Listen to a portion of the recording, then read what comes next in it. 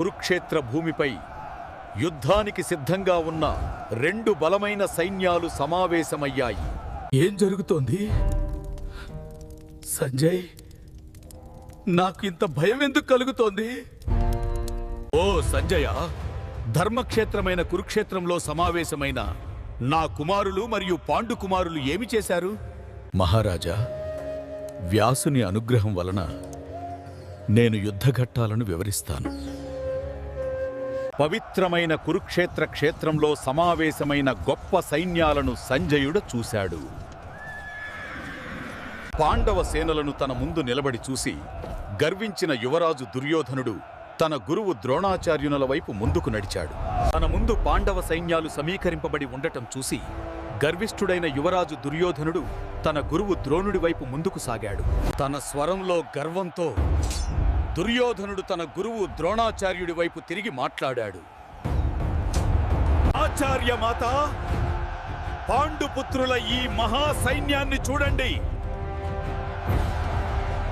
మీ శిష్యుడు ద్రుపదుని పరాక్రమవంతుడైన కుమారుడు నేర్పుగా వ్యూహాన్ని రచించాడు.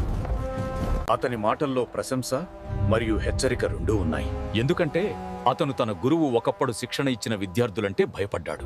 ఆచార్య, పాండుపుత్రుల చేత వ్యూహంలో నిలబడిన ఈ మహారథులను చూడండి. మన ముందు నిలబడ్డ ఆ మహావేరులు భీముడు, గదాయుధరి మరియు గంధివంతో అర్జునుడు.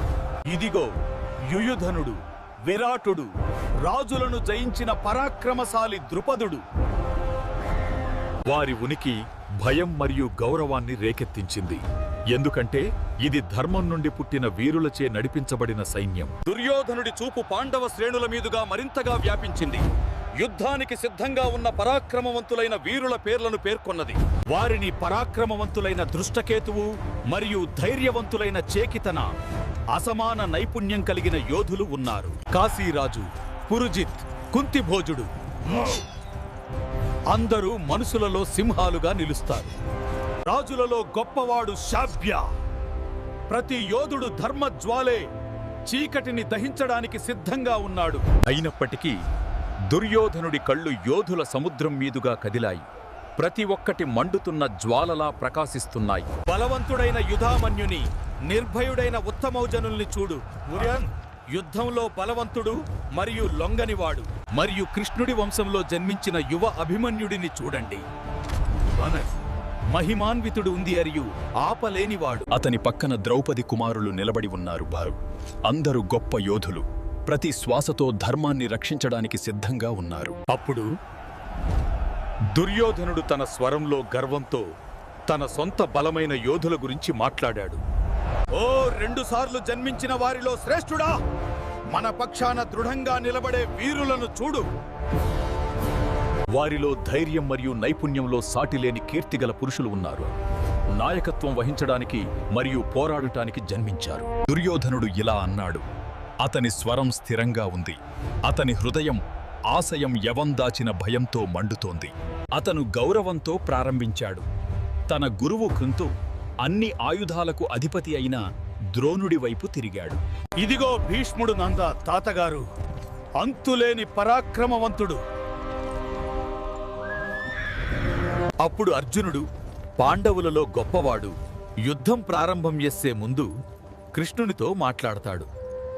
వికర్ణుడు మరియు భూరిశ్రవుడు అచంచలమైన విశ్వాసపాత్రులైన వీరులు విధి ముందు పర్వతాల వలె నిలబడే యోధులు. గొప్ప కమాండర్ల వెనుక వేలాది మంది భయంకరమైన యోధులు ఉన్నారు. వారి రాజు పట్ల మరణం వరకు నమ్మకంగా ఉన్నారు. ఇంకా చాలా మంది వీరులు ఉన్నారు, నా ఆశయం కోసం సంతోషంగా ప్రాణాలను అర్పించేవారు. అందరూ నైపుణ్యంతో సన్నద్ధులై యుద్ధ శాస్త్రంలో శిక్షణ పొందారు. నిర్భయంగా, అంకిత భావంతో, ఆపశక్తులు లేనివారు. కౌరవ సైన్యం విశాలంగా ఉంది.